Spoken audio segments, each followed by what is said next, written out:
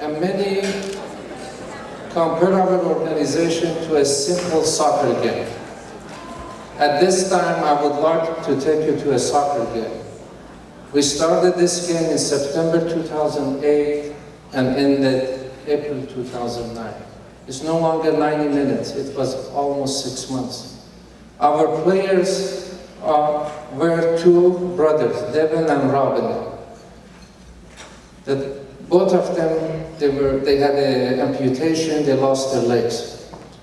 We have our coaches, which represent our sponsors, Shriners Hospital, Ronald McDonald, and Assyrian Aid Society, Assyrian Medical Society, and it goes on. And we have our fans, all of you gathered here tonight.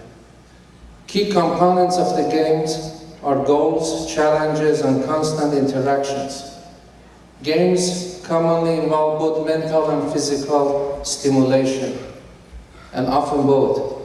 Not like a soccer game, these young men, Devin and Robin, fought hard and strong. Each player had to outperform their opponent, their disability. And with the help and constant interactions with their fans and coaches, they were able to meet their goals and challenges, thus returning home victorious. Each came on a wheelchair and left on foot. Let's enjoy this video.